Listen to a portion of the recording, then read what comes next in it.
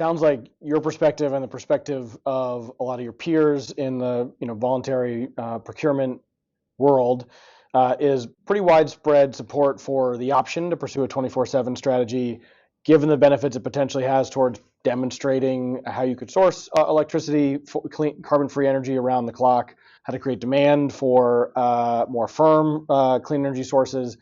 But beyond that option, pretty widespread concern, if not fear, that if that's the only way to qualify, that there's a very significant minority of the clean energy buying community who believe that that's the right strategy for them. So in terms of the process and timeline for when these rules might get rewritten, I think the expectation from WRI and GHG Greenhouse Gas Protocol is that the final rules will be published in 2027. So is the recommendation that folks keep an eye on this until late 2026? Is there a call to action now? What would be your advice to anybody watching this who wants their voice heard in this debate? Reach out and get engaged, right? It's in everyone's power to do it. I don't think any individual is more important than another in this. You can be the smallest buyer, you can be the largest buyer, it doesn't matter. It's that they want to hear from everybody and they want to understand the impacts that potentially decisions that they're making are going to have on broader businesses.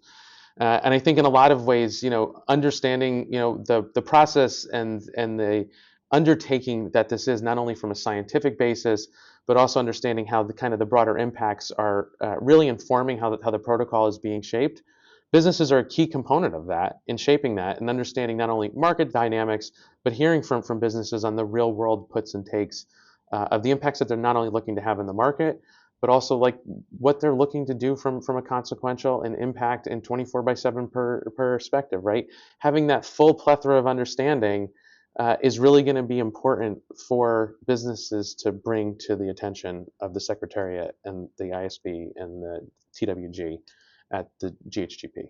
So anybody watching who heeds that call and wants their voice heard, what organizations should they be reaching out to, and when should they be reaching out? If you're a buyer in the marketplace, there's no better organization to reach out to than SEBA. They're working in a variety of ways on this and really monitoring this incredibly closely. I think using your own voice too as well, and going to the WRI directly, talking to powers that be, going on their website and reviewing the notes that are public today, looking at the decks that are out there, anything and everything that really tells your story as a business, I think is critically important. It's something as simple as you don't want to get directly involved, but maybe you post a blog post about how your accounting works and how that's integrated into your business and why it's been impactful for you today.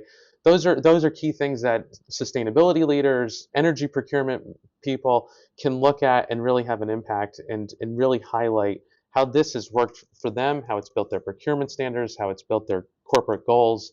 That can really help as evidence to really driving broader impact today.